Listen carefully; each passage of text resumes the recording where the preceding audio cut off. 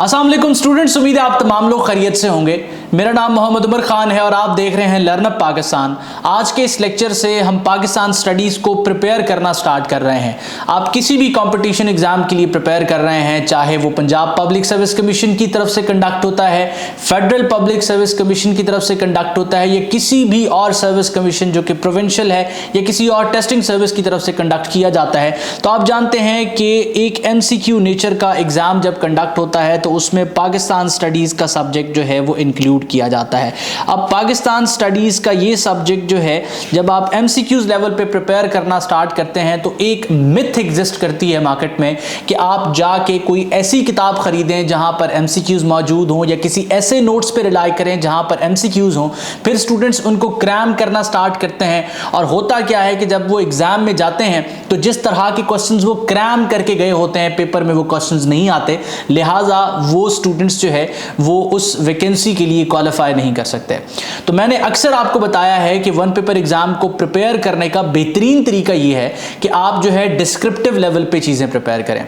अभी आप जानते हैं कि फेडरल इन्वेस्टिगेशन एजेंसी की तरफ से जॉब्स एडवर्टाइज की गई हैं, गालिबन 1394 के करीब। वहां पर भी पाकिस्तान स्टडीज का सब्जेक्ट है। तो अगर आप FIA के लिए प्रिपेयर कर रहे हैं तो भी ये सीरीज आपको फैसिलिटेट करेगी, और किसी और एग्जाम के लिए प्रिपेयर कर रहे हैं तब भी ये सीरीज फैसिलिटेट करेगी। आपने क्या करना है कि सिर्फ इस सीरीज को फॉलो करना है, और जिस लेवल पे मैं जाके आपको चीजें एक्सप्लेन करने वाला हूं, अगर आप सिर्फ और सिर्फ उनको सुन लेते हैं और उनके नोट्स बना लेते हैं तो कोई भी ऐसा क्वेश्चन आप पाकिस्तान स्टडीज में नहीं देखेंगे जो आपने प्रिपेयर नहीं किया होगा या जिसका कंसेप्ट आपके पास नहीं होगा। तो सबसे पहले हमें यह पता होना चाहिए, जब स्टूडेंट्स किसी सब्जेक्ट को प्रिपेयर करना स्टार्ट करते हैं ना, तो उनके पास सिलेबस नहीं होता। इंटरमीडिएट लेवल पर, ग्रेजुएशन लेवल पर जब भी आप अपनी स्टडीज कंटिन्यू करते हैं, आपको इदारे की तरफ से, टीचर की तरफ से एक डिफाइंड सिलेबस दिया जाता है। वन पेपर का सबसे बड़ा डिफेक्ट स्टूडेंट्स की तैयारी में ये होता है कि उनके पास सिलेबस नहीं होता, और सिलेबस बनाया जा सकता है। आपके साथ सबसे पहले मैं एक आउटलाइन शेयर करने वाला हूं, और उस आउटलाइन के बाद फिर हम जो है अपनी स्टडीज कंटिन्यू करेंगे। इस आउटलाइन के हर एक टॉपिक पर आपको उबूर होना चाहिए, और उबूर इस तरह का नहीं कि आप इन डेप्थ चले जाएं, आपका चीजों को ओवरव्यू करना बड़ा जरूरी है। अब लेक्चर को स्टार्ट करते हुए मैं आपको बता दूं कि अगर आप वन पेपर एग्जाम के लिए प्रिपेयर कर रहे हैं, किसी कंपटीशन एग्जाम को प्रिपेयर कर रहे हैं, तो आपने लर्न अप पाकिस्तान को व्हाट्सएप पे जरूर ज्वाइन कर लेना है। उसका तरीका बड़ा सिंपल है कि डिस्क्रिप्शन में जो लिंक मौजूद है उसके थ्रू स्टूडेंट कम्युनिटी को आपने फॉलो कर लेना है। यहां पर आपको प्रिपरेटरी मटेरियल भी मिलेगा और साथ साथ अपडेट्स भी मिलेंगी। तो लेक्चर को स्टार्ट करते हैं, और पाकिस्तान स्टडीज की आउटलाइन से हम स्टार्ट करेंगे। सिर्फ एक चीज का ख्याल आपने रखना है कि वक्त आप तमाम स्टूडेंट्स ने देना है, और मटेरियल आपको लर्न अप पाकिस्तान प्रोवाइड करेगा। जो भी प्रिपरेटरी मटेरियल चैनल पर अपलोड होगा वो बिल्कुल फ्री ऑफ कॉस्ट होगा, और आप लोगों को बेहतरीन तरीके से फैसिलिटेट करने की कोशिश की जाएगी। अब जब आप अपनी तैयारी स्टार्ट करते हैं पाकिस्तान स्टडीज़ के सब्जेक्ट की, तो ये आउटलाइन आपके पास होना ज़रूरी है। इसको हम डिस्कस कर लेते हैं, आपने इसको नोट डाउन भी कर लेना है। आउटलाइन को मैंने 3 हिस्सों में डिवाइड किया है। सबसे पहला हिस्सा है जी प्री पार्टीशन, ये कबल अज़ आज़ादी का हिस्सा है। उसके बाद आपके पास दूसरा पॉइंट आता है पोस्ट पार्टीशन का। पॉइंट नंबर 2 है आपके पास पोस्ट पार्टीशन का, बाद अज़ आज़ादी। और उसके बाद आपने थर्ड पॉइंट पर जनरल फैक्ट्स अबाउट पाकिस्तान, इनको प्रिपेयर करना है। ये 3 टॉपिक्स आपने प्रिपेयर करने हैं। अब इन 3 टॉपिक्स की फर्दर डिवीजन है, तो हम सबसे पहले टॉपिक नंबर 1 की तरफ जाते हैं। तो टॉपिक नंबर 1 जो आपका है प्री पार्टीशन, उसको हमने फर्दर 2 हिस्सों में डिवाइड किया है। एक हिस्सा है बिफोर 1857 का, यानी कि 1857 से पहले का हिस्सा, क्योंकि प्री पार्टीशन में हमारे पास 1857 और 1857 के बाद ये 2 हिस्से हैं। तो प्री पार्टीशन में 1857 से पहले का एक हिस्सा है, और उसके बाद 1857 के बाद का एक हिस्सा है। 1857 के बाद का एक हिस्सा है, और उसके बाद जो है आपकी ये प्री पार्टीशन का टॉपिक खत्म हो जाता है। तो अब प्री पार्टीशन में 1857 से पहले हमने क्या चीजें पढ़नी है। स्टूडेंट्स क्या करते हैं कि वो 1857 के बाद पाकिस्तान मूवमेंट से पढ़ना स्टार्ट करते हैं। तो जब आप पाकिस्तान मूवमेंट से पढ़ना स्टार्ट करेंगे तो दरअसल आप पाकिस्तान की इंडिपेंडेंस के हवाले से होने वाली स्ट्रगल को पढ़ रहे हैं। इस खित्ते में मुसलमानों की जो हुकूमत रही है, उससे पहले इस खित्ते की जो तारीख है उससे आप नावाकिफ हैं। तो तमाम चीज़ों को ओवरव्यू करना बड़ा ज़रूरी है। तो जब आप बिफोर 1857 से अपनी स्टडीज़ को स्टार्ट करते हैं तो सबसे इंपॉर्टेंट टॉपिक कहाँ पर है? Indus valley civilization. टीचर्स और स्टूडेंट्स किस चीज से अपनी तैयारी स्टार्ट करते हैं? अगर वो प्री पार्टीशन में बिफोर 1857 पे चले भी जाएं तो वो मोहम्मद बिन कासिम से अपनी तैयारी स्टार्ट करते हैं, और अगर कोई सवाल इस सिविलाइजेशन से आ जाता है तो वो उसको आंसर नहीं कर पाते। तो हमने अपना सबसे पहला टॉपिक इंडस वैली सिविलाइजेशन रखना है, क्योंकि इस खित्ते की असल तारीख जो है वो इंडस वैली सिविलाइजेशन से स्टार्ट होती है। उसके बाद इसके बाद जो है मुख्तलिफ किस्म के जो है वो हिंदू हुकूमतें रही हैं, उसको हम स्किप करने वाले हैं क्योंकि वो हमारे एग्जाम के लिए रेलेवेंट नहीं है। देन हम मुस्लिम पीरियड की तरफ आएंगे जहां हम मोहम्मद बिन कासिम को पढ़ेंगे, क्योंकि इस्लाम को इस खित्ते में लाने वाली जो शख्सियत है वो मोहम्मद बिन कासिम की है। उसके बाद गजनवी एम्पायर को पढ़ेंगे, गौरी सल्तनत को पढ़ेंगे, दिल्ली सल्तनत को डिटेल में डिस्कस करेंगे, इसकी 5 डायनेस्टीज को डिस्कस करेंगे, मुगल एम्पायर और इसके डाउनफॉल के बारे में डिस्कस करेंगे। उसके बाद जो ब्रिटिश अराइवल है ईस्ट इंडिया कंपनी का उसको हम डिस्कस करेंगे। देन हमारा आफ्टर 1857 वाला हिस्सा स्टार्ट हो जाएगा। अब आफ्टर 1857 में मेन एम्फोसिस हमारा है जी पाकिस्तान मूवमेंट पर, क्योंकि 1857 की जंग आज़ादी के बाद स्टार्ट होती है पाकिस्तान के लिए एक इंडिपेंडेंट कंट्री के लिए स्ट्रगल। उसमें पाकिस्तान मूवमेंट में हम अलीगढ़ मूवमेंट को पढ़ेंगे, इंडियन नेशनल कांग्रेस और इसकी फॉर्मेशन के हवाले से हम बातचीत करेंगे, शिमला डिप्यूटेशन को डिस्कस किया जाएगा, ऑल इंडिया मुस्लिम लीग की फॉर्मेशन और इसके इंपैक्ट को डिस्कस करेंगे। Then partition and enrolment of partition of Bengal को डिस्कस किया जाएगा, मिंटो मॉर्ले रिफॉर्म्स के बारे में हम पढ़ेंगे, लखनऊ पैक्ट को पढ़ेंगे, खिलाफत मूवमेंट को पढ़ेंगे। उसके बाद मॉन्टेगो कैम्सफोर्ड रिफॉर्म्स को हम पढ़ेंगे। और जरूरी नहीं है कि आपने इन्हीं लेक्चर्स का इंतजार करते रहना है, हम कोशिश करेंगे कि जल्द से जल्द तमाम लेक्चर्स आप तक डिलीवर किए जाएं और ये लेक्चर्स बिल्कुल फ्री ऑफ कॉस्ट रखे जाएं। लर्न अप पाकिस्तान वो इंस्टीट्यूट नहीं जो अपने लेक्चर्स को हाइड कर दे, ये लेक्चर्स आपके लिए पब्लिकली अवेलेबल रहेंगे। आपने क्या करना है कि इन लेक्चर्स पे रिलाई करना है। उसके बाद रोवाल्ट एक्ट के बारे में हम डिस्कस करेंगे, साइमन कमीशन, और इसके बाद जना की तरफ से जो 14 नकात दिए गए हैं साइमन कमीशन के बाद, बेसिकली नेहरू रिपोर्ट भी आई थी 1928 में, उसको भी हम डिस्कस करेंगे, वो यहाँ से मिसिंग है। उसके बाद खुतबा इलाहाबाद को डिस्कस किया जाएगा, राउंड टेबल कॉन्फ्रेंसेस के बारे में हम बात करेंगे।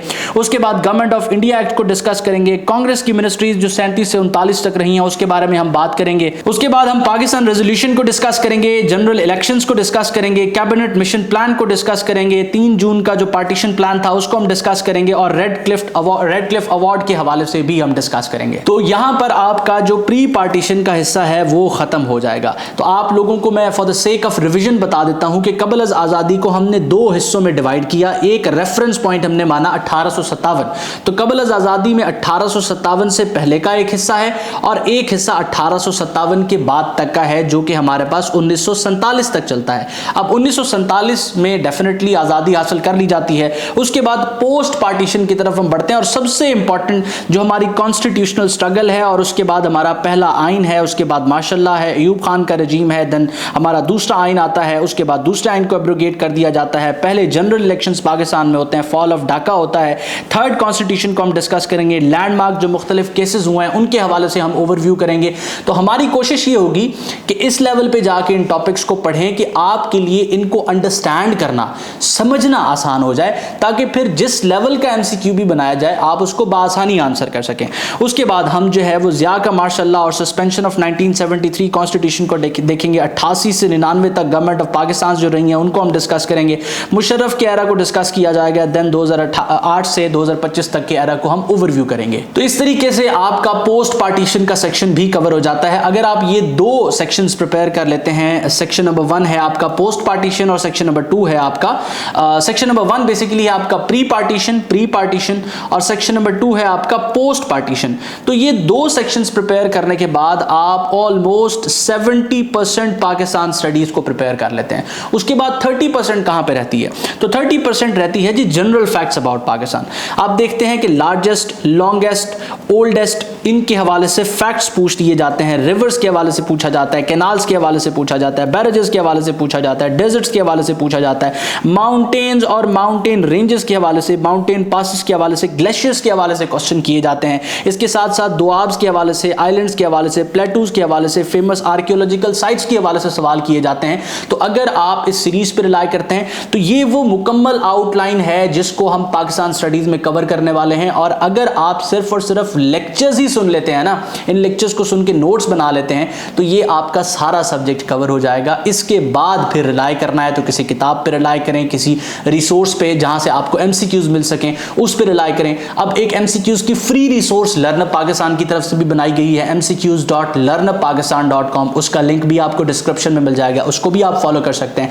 अब क्योंकि आज हमने इस आउटलाइन को डिस्कस किया है तो पहला टॉपिक हम जरूर पढ़ते हुए जाएंगे। सिर्फ ये ना हो कि हमने आउटलाइन को डिस्कस किया, हम आज इंडस वैली सिविलाइजेशन को कवर करेंगे। तो इंडस वैली सिविलाइजेशन हमारी इस टॉपिक का पहला पॉइंट है। ये आउटलाइन आपके पास नोटेड हो और इसका प्रिंट भी आपके पास मौजूद हो, इन केस अगर आपने उसको रजिस्टर पर नोट नहीं किया तो प्रिंट भी आपके पास मौजूद हो।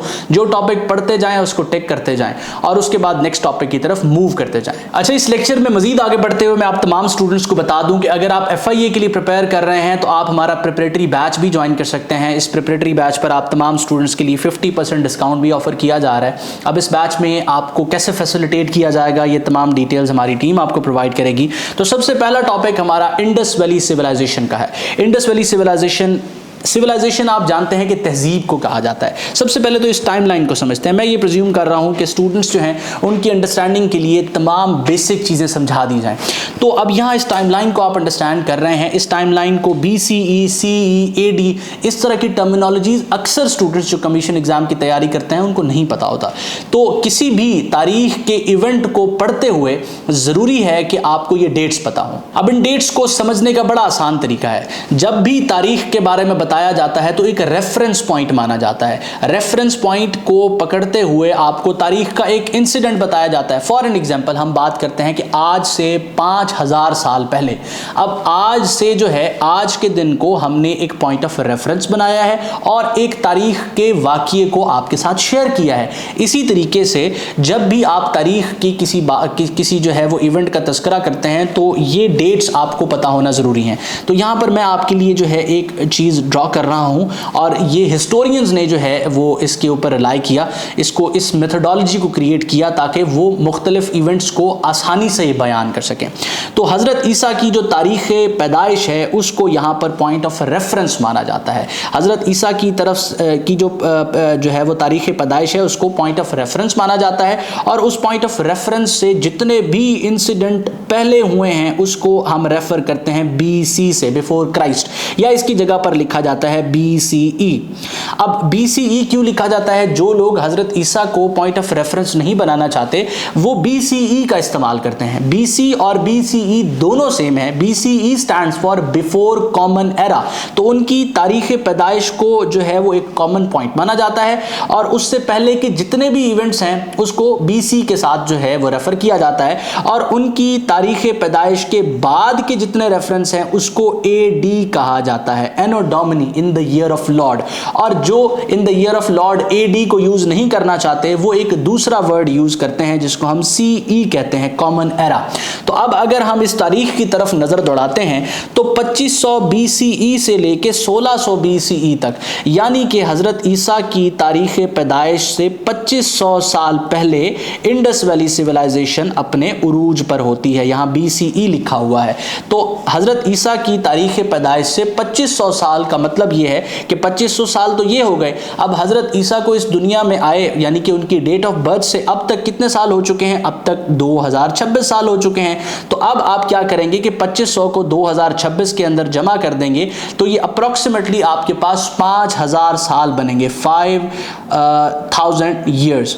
तो 5000 साल पहले इंडस वैली सिविलाइजेशन एग्जिस्ट करती थी और ये ख़त्म कब होती है, ये अपने जवाल को कब पहुंचती है, जवाल पजीर कब होती है? हज़रत ईसा की पैदाइश से 1600 साल पहले, 1600 साल पहले ये ख़त्म हो जाती है, 1600 साल पहले ख़त्म हो जाती है। तो इस तरीक़ाकार से BCE, BC, AD और CE जब भी यूज़ हो आपने उसको अंडरस्टैंड कर लेना है। ये जो चीज़ें मैंने समझाई हैं इनकेस आपको समझ नहीं आई आप इसको रिपीट कर लीजिए। आपके जहन में कुछ सवाल है कमेंट सेक्शन में पूछें, इस नंबर पर मैसेज करके पूछें, हमारी टीम आपको असिस्ट करेगी, समझाएगी। अब इंडस वैली सिविलाइजेशन, इसकी डेट्स को अंडरस्टैंड करने के बाद हम इस तहजीब के बारे में बात करते हैं। इंडस वैली सिविलाइजेशन कोई आम तहजीब नहीं थी, ये एक ऐसी तहजीब थी जो आज से 5000 साल पहले डेवलप्ड टाउन्स की सूरत में और प्लैंड सिटीज की सूरत में जिंदगी गुजार रही थी। इस वक्त जो खाका आप अपनी स्क्रीन पे इस पिक्चर की सूरत में देख रहे हैं, कमोबेश इससे मिलती जुलती, ये तो हमारी एक इमेजिनेशन है, कमोबेश इससे मिलती जुलती ये सोसाइटी थी, ये सिटीज थे। और इस सिविलाइजेशन के अंदर कोई एक या दो शहर नहीं थे। अब तक 2000 के करीब मुख्तलिफ साइट्स जो है वो तलाश की जा चुकी हैं, एस्कवेट की जा चुकी हैं, जो इंडस वैली सिविलाइजेशन से ताल्लुक रखती हैं। इसका मतलब ये कि इस तहजीब के अंदर एक से ज्यादा शहर थे जो कि मुख्तलिफ फासलों पर जो है वो मौजूद थे। इंडस वैली सिविलाइजेशन में जो मेन इसके सिटीज हैं उनको हम मोहनजोदड़ो और हड़प्पा के नाम से, जो पाकिस्तान में है, उनको जो है वो हम जानते हैं। लेकिन बरसगीर पाक व हिंद के लोगों के लिए ये राज इतनी जल्दी जो है वो उनके सामने मंजर आम पे नहीं आया। हजारों साल ये खित्ता इस तलाश में रहा कि इस खित्ते के लोगों का ताल्लुक दर हकीकत है कहां से। वो इस चीज से बेखबर रहे कि जिस सरजमीन पर वो जिंदगी गुजार रहे हैं दर हकीकत वो एक अजीम सिविलाइजेशन रह चुकी है। बरसगीर पाक व हिंद के लोगों पर जब ब्रिटिशर्स हुकूमत करने आए तो वो इस मेंटालिटी के साथ इन लोगों को ट्रेन कर रहे थे कि हम आपको तहजीब सिखा रहे हैं। लेकिन ये खित्ता आज से 5000 साल पहले इस तरह के ट्रेंड सेट कर चुका था, इस तरह के प्लान सिटीज बना चुका था जो कि मेसोपोटामिया और इजिप्शियन सिविलाइजेशन जैसी कदीम सिविलाइजेशंस ने भी अचीव नहीं किए थे। तो सवाल यहां पर यह है कि एक ऐसा खित्ता जो एक वक्त में एक अजीम तहजीब था, इतना अरसा रूपोश रहने के बाद मंजर आम पर कैसे आया। तो ये कहानी स्टार्ट होती है जेम्स लुइस के नाम से। एक जो स्पाई होता है, जो ब्रिटिशर्स का जासूस होता है, वो बरसगीर पाक व हिंद में पंजाब के जो है इलाके में राजा रंजीत सिंह के लिए जो है वो छोड़ा जाता है और वो उनकी जासूसी कर रहा होता है। 1829 के साल में जब ये जासूस हड़प्पा के मकान से गुजरता है तो इसको एक शहर नजर आता है और एक इलाका नजर आता है, और जब ये बगौर उसको देखता है तो इसको अंदाजा होता है कि यहां पर जो आसार हैं वो एक कदीम शहर के हैं। जब ये जासूस ब्रिटिशर्स को, ईस्ट इंडिया कंपनी को ये चीज रिपोर्ट करता है, क्योंकि ईस्ट इंडिया कंपनी का उस वक्त पंजाब पर राजा रंजीत सिंह की वजह से कंट्रोल नहीं था, तो वो इस जो है प्रोजेक्ट को टेकअप नहीं कर पाते, इसकी एस्कवेशन नहीं कर पाते और इस पे मजीद खोज नहीं कर पाते। अब जब रंजीत सिंह की मौत वाक़ हो जाती है तो उसके बाद 1861 में east India company archaeological Survey of India के नाम से एक इदारा एस्टैब्लिश करती है और अलेक्जेंडर कैनिंगम जो है इसके डायरेक्टर बनाए जाते हैं। अलेक्जेंडर कैनिंगम जो है दोबारा से हड़प्पा के ऊपर जो है अपनी रिसर्च स्टार्ट करते हैं, बल्कि पहली बार अपनी रिसर्च स्टार्ट करते हैं, और उस रिसर्च के बाद उनको कुछ सील्स मिलती हैं। जब उन सील्स के बारे में वो लिखते हैं तो वो ये लिखते हैं कि इन सील्स का ताल्लुक ना तो किसी जो है वो मुस्लिम एम्परर से है, मुस्लिम जो है वो रूलर से है, और ना ही इन सील्स का ताल्लुक जो है किसी और नॉन सिविलाइजेशन से है, बल्कि ये एक और सिविलाइजेशन है जो इन तमाम नॉन सिविलाइजेशन से खासी पुरानी है। उसके बाद 1912 में जो है जॉन मार्शल उस इदारे को लीड करते हैं, आर्कियोलॉजिकल सर्वे ऑफ इंडिया, और जब इनकी नज़र दोबारा से एक आर्टिकल पर पड़ती है जो हड़प्पन सील्स के हवाले से लिखा जाता है, तो अगेन ये उस जो है एस्कवेशन में दिलचस्पी लेते हैं और 1920 में उस एस्कवेशन को दोबारा स्टार्ट करवाया जाता है और दया राम सानी की जो है सुपरविजन में वो एस्कवेशन होती है। जब एस्कवेशन स्टार्ट होती है तो 1920 में जो है हड़प्पा के शहर को डिस्कवर कर लिया जाता है। अब जॉन मार्शल जो है इस चीज़ के हवाले से तो बड़े क्लियर थे कि उन्होंने एक ऐसे शहर को तलाश किया है जो इस खित्ते की तारीख के हवाले से बड़ा जो है मुफीद साबित हो सकता है, नए फैक्ट्स लोगों के सामने लेके आ सकता है। तो इस एस्कवेशन को यहाँ रोकने की बजाय उन्होंने इसका दायरा वसी कर दिया, क्योंकि ये जो शहर था ये दरिया के किनारे, दरिया रावी के किनारे आबाद था, तो उन्होंने इंडस रिवर के जो है किनारे मजीद जो है अपनी रिसर्च को तेज़ किया। और जब उन्होंने अपनी रिसर्च को तेज़ किया तो लाड़काना के करीब मौजूद एक शहर, एक जो है इलाका जिसको मोहनजोदड़ो के नाम से वहाँ के लोकल्स जानते थे। मोहनजोदड़ो का मतलब है माउंट्स ऑफ डेड, मुर्दों का जो है वो टीला। तो जब उस पर मजीद एक्सकवेशन की जाती है तो पता ये चलता है कि वो एक अजीम जो है सिविलाइजेशन का हिस्सा था, और पहली बार जो है हड़प्पन सिविलाइजेशन के बाद इसको इंडस सिविलाइजेशन का नाम दिया जाता है, और ये नाम जो है जॉन मार्शल की तरफ से दिया जाता है। इस एक्सकवेशन में सबसे बड़ा ब्रेक थ्रू तब होता है जब इस एक्सकवेशन के दौरान मोनजोदड़ो के मकाम पर जॉन मार्शल और आर.डी. बनर्जी, जो एक्सकवेशन ऑफ मोनजोदड़ो को लीड कर रहे थे, ऐसी सील्स जो है बरामद करते हैं जो सील्स उनको हड़प्पा में भी मिली थी। और इन सबसे बड़ा ब्रेक थ्रू तब होता है जब इन तमाम लोगों को पता चलता है कि जो सील्स ये हड़प्पा में और जो सील्स ये बेसिकली जो है मोनजोदड़ो में देख चुके हैं, एक्सकवेट कर चुके हैं, उस तरह की कुछ सील्स जो है मेसोपोटामिया में भी पाई गई हैं। अब जिस तरह मैंने आपको बताया कि मेसोपोटामिया और इजिप्शियन सिविलाइजेशन जो है, मेसोपोटामिया खास तौर पे दुनिया की सबसे कदीम सिविलाइजेशन है, तो ये सील्स मेसोपोटामिया में भी पाई गई और साथ साथ जो है ये इजिप्शियन सिविलाइजेशन में भी जो है एक्सकवेशन के दौरान पाई जाती हैं। तो इससे वो एक चीज़, एक कंक्लूजन की तरफ बढ़ते हैं कि ये सिविलाइजेशन कम से कम जो है 4 से 5 हज़ार साल पुरानी है, और इस सिविलाइजेशन का जो ट्रेड है वो कहीं ना कहीं, या इसके लोगों का जो ताल्लुक है वो कहीं ना कहीं मेसोपोटामिया और इजिप्शियन सिविलाइजेशन और सुमेरियन सिविलाइजेशन से रहा है। तो इस वक्त जो है आप वो मैप देख रहे हैं जिससे ट्रेड रूट दिखाया गया है between Indus valley civilization and Mesopotamia और साथ साथ इजिप्शियन सिविलाइजेशन। तो ये एक ट्रेड रूट था इन जो है वो तमाम सिविलाइजेशन के दरमियान। ये वहां पर मौजूद सील्स के जो है वो बरामद होने के बाद इस तरह का एक हाइपोथेसिस बनाया जाता है। 2500 BCE से लेके 1600 BCE तक इस खित्ते की ये अजीम सिविलाइजेशन अचानक मंजर आम से कैसे गायब हो गई। कुछ थ्योरीज ये सजेस्ट करती हैं कि मौसमी तब्दीली इस सिविलाइजेशन को ले डूबी। कुछ थ्योरीज ये सजेस्ट करती हैं कि आर्यंस जो है वो आए और उनके पास क्योंकि घोड़े थे, वो घोड़े पे सवारी करना जानते थे, तो उन्होंने जो है इनको शिकस्त दे दी और इनको जो है या तो गुलाम बना लिया या इनको कत्ल कर दिया।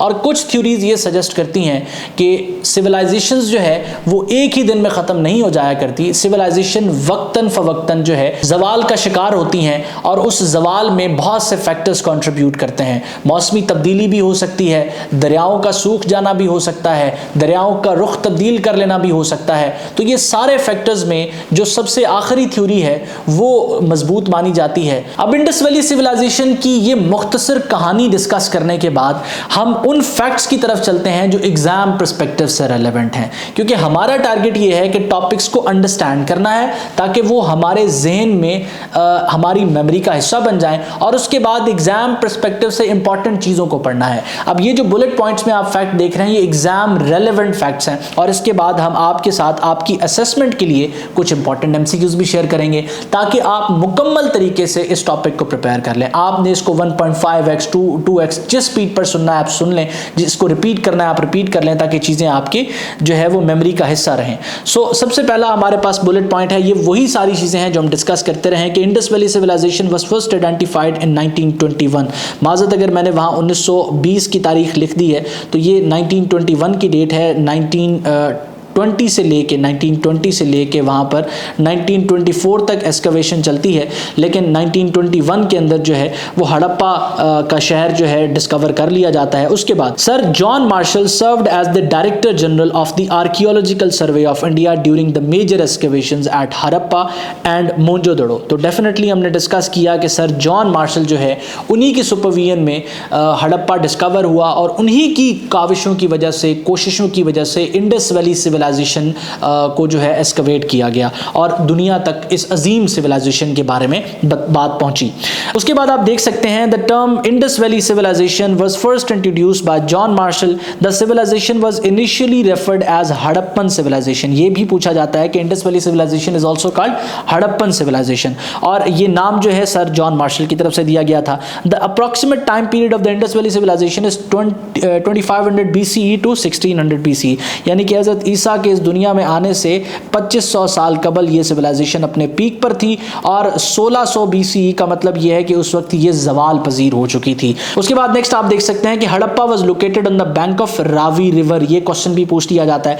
Harappa was discovered bye Dayaram सानी, ये क्वेश्चन भी पूछ लिया जाता है कि जो एक्सकवेशन हड़प्पा पर थी वो दयाराम सानी की तरफ से लीड की गई और R.D. बनर्जी की तरफ से जो है मोहनजोदड़ो की एक्सकवेशन को लीड किया गया। Mohenjodaro was excavated with the involvement of Rakhaldas Banerjee, R.D. Banerjee, ठीक है, जिसके बारे में अभी मैं तस्करा कर रहा था। Lothal was an important port of the Indus valley civilization and contained a dockyard, तो लोथल जो है उस साइट पर इंडस वैली सिविलाइजेशन की एक पोर्ट थी, वो एक पोर्ट सिटी था और वहां पर डॉकयार्ड भी था। डॉकयार्ड एक ऐसी जगह होती है जहां पर जहाजों को रिपेयर किया जाता है। Mohenjodaro is also known as mounts of dead, तो इसको भी हम डिस्कस कर चुके हैं, ये क्वेश्चन भी पूछा जाता है। Major cities were divided into cathedral and lower town, तो शहर को मोहनजोदड़ो से और मुख्तलिफ साइट से देख के ये पता चलता है कि शहर को दो हिस्सों में डिवाइड किया गया था। एक ऐसा हिस्सा था जहां पर इलिट रहती थी, जहां पर बिजनेसमैन होते थे, जहां पर जो है अनाज को स्टोर किया जाता था, और दूसरा शहर का हिस्सा वो था जहां पर आम लोग जिंदगी गुजारते थे। दोनों ही प्लांट थे। Burnt bricks were widely used in construction throughout the civilization, तो बर्न्ट ब्रिक्स को यूज किया जाता था, पकी हुई ईंटों को यूज किया जाता था मकानों की तामीर के लिए, और ये होमोजेनस साइज की होती थी। अब बर्न्ट ब्रिक्स जो है वो मेसोपोटामिया के सिविलाइजेशन में भी बहुत कम इस्तेमाल की गई हैं, लेकिन इंडस वैली सिविलाइजेशन में आम लोगों के घर भी जो है वो पकी हुई ईंटों से बने होते थे। उसके बाद आप well developed drainage system existed in most Indus valley cities, drainage system जो है वहां का एडवांस था। ग्रेट बाथ वहां पर एग्जिस्ट करता था मोहनजोदड़ो, जो कि बिलीव किया जाता है कि जो है मुख्तलिफ किस्म की रिलीजियस और रिचुअल बाथिंग के लिए यूज किया जाता था। The great granary is associated with Harappa and Mohenjodaro and indicate large scale storage of grains, तो अनाज को स्टोर करने के लिए प्रॉपर जो है वो ग्रैनरी एग्जिस्ट करती थी। उसके बाद the main occupation of the people of Indus valley civilization was agriculture, तो वहां के लोगों का पेशा डेफिनेटली दरिया के किनारे थे, तो ज़रात था, और दरिया के किनारे ज़रात की वजह से ही ये सिविलाइजेशन जो है एग्जिस्ट करती थी। Wheat and barley were among the earliest cultivated crops, the Indus maintain trade relation with Mesopotamia, इसको हम डिस्कस कर चुके हैं। Standardised weights made of chert stone were used by Harappans, the Harappans, अब Harappan civilisation Indus valley civilisation को इंडिकेट किया जा रहा है। हड़प्पन से मुराद सिर्फ और सिर्फ शहर हड़प्पा नहीं है, बल्कि इंडस वैली सिविलाइजेशन को हम हड़प्पन सिविलाइजेशन भी कहते हैं। The Harappans did not use iron technology, अब जो है पूछा जाता है कि which metal is not known to Indus valley people, तो आयरन इसका दुरुस्त जवाब होगा। उसके बाद नेक्स्ट आप देख सकते हैं the Indus script still remain undeciphered, तो इसको अभी तक डीकोड नहीं किया गया। मुख्तलिफ सील्स के ऊपर जो लिखी हुई लिखाई है, जो इंडस स्क्रिप्ट है, उसको अभी तक डीकोड नहीं किया गया। There is no archaeological evidence of large temple structure और रिलीजियस बिल्डिंग्स, तो किसी किस्म की रिलीजियस बिल्डिंग्स का और जो है वो मुख्तलिफ किस्म के टेंपल्स का किसी किस्म का आर्कियोलॉजिकल एविडेंस एग्जिस्ट नहीं करता। इससे जो है शो यही होता है कि इनका किसी मजहब के साथ ताल्लुक और जो है कनेक्शन एस्टैब्लिश करना फिलहाल बहुत मुश्किल है। The famous bronze statue of dancing girl was discovered in Mohenjodaro, तो इस डांसिंग गर्ल के हवाले से भी अक्सर क्वेश्चन पूछ लिया जाता है कि ये स्टैचू जो है किस से बना हुआ था और ये कहां पर डिस्कवर किया गया, तो ये दोनों चीजें आपको पता होना चाहिए। उसके बाद नेक्स्ट आप देख सकते हैं priest king is also found in Mohenjodaro, तो जो प्रीस्ट किंग, जो पुजारी बादशाह का जो पुतला है, वो भी मोहनजोदड़ो के अंदर जो है वो पाया गया था। अब हम उन क्वेश्चंस की तरफ बढ़ते हैं जो इस टॉपिक के हवाले से इंपॉर्टेंट हैं, और आपने इन क्वेश्चंस के आंसर को कमेंट सेक्शन में पेस्ट करना है। कमेंट सेक्शन में मुझे बताना है कि कौन से क्वेश्चन का आंसर आपके अकॉर्डिंग क्या है, इससे आपकी असेसमेंट होगी।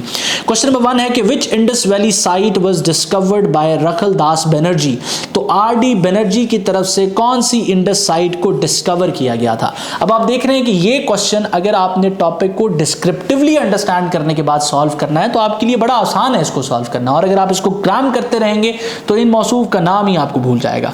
उसके बाद which one of the following archaeologist discovered the Harappa site of the Indus valley civilization, तो हड़प्पन साइट को किस आर्कियोलॉजिस्ट ने डिस्कवर किया था। ऑप्शंस आपके सामने हैं, इसका करेक्ट आंसर आपने अपने पास मार्क करके कमेंट सेक्शन में बताना है कि 1 का आंसर ये है और 2 का आंसर ये है। उसके बाद what was the shape of the great bath of Mohenjodaro, अब ग्रेट बाथ के हवाले से हमने बात की है, तो उसकी शेप के हवाले से क्वेश्चन किया जा रहा है, इसको आपने जो है कमेंट सेक्शन में बताना है। Harappa is located on the bank of which river, तो हमने फैक्ट्स डिस्कस करते हुए डिस्कस किया कि हड़प्पा जो है वो किस दरिया के किनारे था। ऑप्शंस आपके सामने है, करेक्ट आंसर आपने अपने पास जो है वो नोट करना है और उसके बाद कमेंट्स में बताना है। नेक्स्ट आप देख सकते हैं कि most of the Harappan sites were primarily divided into how many parts. तो हड़प्पन साइट्स जितनी भी मिली हैं वो कितने हिस्सों में वो शहर डिवाइडेड होते थे, ये जो है वो आपने दुरुस्त ऑप्शन को मार्क करना है। The use of which metal was not known to the people of the Indus valley civilisation.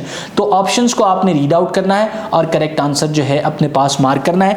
जो इंडस वैली सिविलाइजेशन है ये बेसिकली ब्रोंज एज सिविलाइजेशन है, ब्रोंज एज सिविलाइजेशन है, क्योंकि कॉपर और टिन को मिला के ये ब्रोंज जो है वो बनाते थे और इस एज के अंदर ब्रोंज का इस्तेमाल सबसे ज्यादा किया गया है। तो कौन से मेटल के इस्तेमाल से ये लोग ना वाकिफ थे, ये क्वेश्चन अक्सर औकात जो है मुख्तलिफ सर्विस कमीशन के एग्जाम्स में पूछा गया है।